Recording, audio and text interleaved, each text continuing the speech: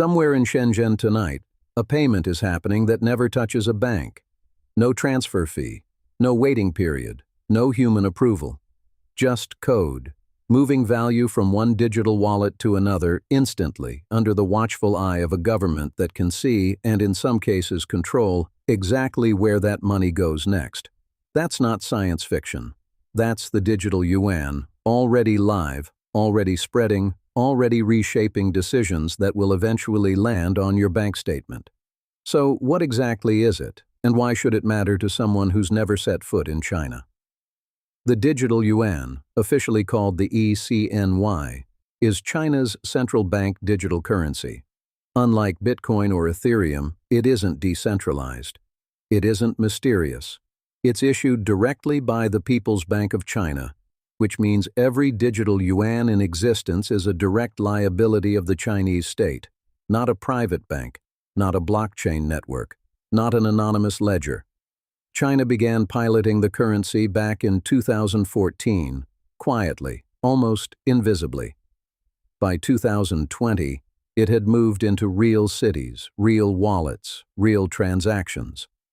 Today, hundreds of millions of accounts exist, and the number keeps climbing. Why would a country spend a decade building a digital version of money it already had?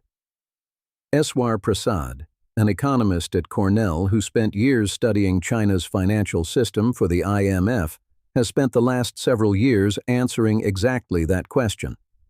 In his research on central bank digital currencies, Prasad argues that the real prize isn't convenience, it's infrastructure. Whoever controls the rails that money moves on controls a quiet form of leverage over everyone using those rails. Cash is messy. Cash is hard to trace. A digital currency issued by a central bank is the opposite. Every transaction can, in principle, be observed. Every transaction can, in principle, be shaped. That single shift changes the conversation around global trade in ways most people haven't noticed yet. For decades, international trade has run largely through one system. Dollars, cleared through American banks, tracked through a network called SWIFT, the messaging system that lets banks around the world tell each other who owes what to whom. It works. It's also, for any country on the wrong side of American foreign policy, a serious vulnerability. When sanctions hit Russia in 2022, the country found itself partially cut off from SWIFT and watched billions in trade grind to a halt almost overnight. China noticed. China has been building an alternative ever since. Enter a project called mBridge, a cross-border payment system backed by the Bank for International Settlements, with China as one of its central architects, alongside Thailand, the UAE, and Hong Kong. The goal is straightforward. Let central banks settle international trade directly in digital currencies, peer-to-peer, with no dollar intermediary required. A shipment of oil from the Gulf to a Chinese port could, in theory, be paid for entirely in digital yuan, cleared in seconds, with no American bank ever touching the transaction. Does that sound like a small technical detail? It isn't. Agustín Carstens, the general manager of the Bank for International Settlements, said something in 2020 that quietly alarmed a lot of economists. Speaking about central bank digital currencies in general, he noted that a central bank would have absolute control over the rules and regulations determining the use of its currency, and the technology to enforce that control directly. He wasn't speaking specifically about China. He didn't need to. The implication landed anyway. A digital currency isn't just a faster dollar or a faster yuan. It's programmable money, capable of expiring, capable of being restricted to certain purchases, capable of being switched off entirely for a specific account, instantly, without a court order or a frozen bank statement. Now hold that thought next to your own savings account for a moment. Most people assume the currency question is abstract, something for central bankers and trade ministers to argue about in conference rooms you'll never see. But currency dominance has always trickled down into ordinary life, usually through inflation, interest rates, and the price of imported goods. Barry Eichengreen, an economist at UC Berkeley who has spent much of his career studying what he calls the dollar's exorbitant privilege, has shown how America's currency dominance has historically let the United States borrow more cheaply than almost anyone else, run larger deficits, and absorb economic shocks that would cripple other nations. That privilege isn't guaranteed. It's earned through trust, liquidity, and habit. Three things that erode slowly, then all at once. Is the yuan actually positioned to challenge that? Eichengreen's own research is notably more skeptical than the headlines suggest. China still maintains capital controls. The yuan still isn't freely convertible the way the dollar is. Trust in a currency requires trust in the legal system standing behind it, and global investors remain cautious about a currency controlled by a single party with the power to freeze, restrict, or redirect funds at will. So the digital yuan isn't likely to dethrone the dollar within the next few years. But that was never really the short-term goal. The real goal is optionality. Slowly, deliberately, China is building a parallel system that doesn't require anyone's permission to use. Every barrel of oil, every container of electronics, every trade agreement settled outside the dollar system chips away, slightly, at the assumption that the dollar is the only viable option.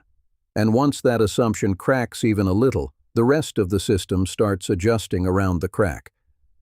What does that mean for the money sitting in your account right now? Three things, gradually but unmistakably. First, the price of imported goods.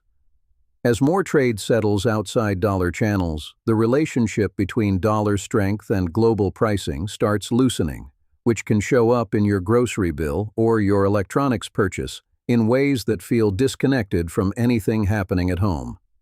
Second, the interest rate environment.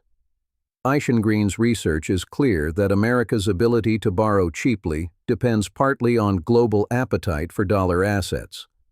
Shrink that appetite, even modestly, and borrowing costs creep upward, which eventually touches your mortgage rate, your credit card rate, your car loan. Third, and this one is less discussed, the surveillance question. As more of the global financial system shifts toward programmable, centrally issued digital currencies, even outside China, the architecture of money itself is changing. Several Western central banks, including the European Central Bank and the Bank of England, are actively developing their own digital currencies, partly in response to exactly this pressure. Prasad's research notes that once one major economy builds the infrastructure for programmable, traceable money, the incentive for everyone else to build something comparable grows sharply, if only to avoid being left technologically behind. So is this a future where your savings become programmable too? Not necessarily, and not immediately. The United States has moved cautiously on a digital dollar, partly due to privacy concerns raised across the political spectrum. But the direction of travel is hard to ignore. Cash usage has been declining for years. Card payments, app payments, and now digital currency pilots are quietly replacing physical money in country after country. Convenience always wins in the short term. Control tends to follow convenience in the long term. None of this means panic is the right response. It means attention is. Understanding why a government on the other side of the planet is racing to digitize its currency tells you something important about where monetary power is heading everywhere, including in your own wallet. Diversification, the same principle that applies to a stock portfolio, increasingly applies to currency exposure too. People who hold all their savings in a single currency, in a single banking system, are making an implicit bet that nothing about that system will change. History suggests that bet rarely pays off forever. Trade routes shift quietly, long before headlines catch up. Currency dominance has shifted before, from the British pound to the American dollar. Over the course of decades, few people noticed while it was happening. The digital yuan may not be the currency that replaces the dollar, but it is almost certainly the test case for a kind of money the rest of the world hasn't fully reckoned with yet. Money that remembers everything, money that can be switched on or off by the institution that issued it. Ask yourself honestly, how much do you actually know about the rails your own money travels on? Most people never think about it because for most of modern history, they haven't had to. The dollar simply worked, quietly, in the background, the assumed default of global finance. That assumption is being tested now, transaction by transaction, pilot program by pilot program, halfway around the world from where you're sitting.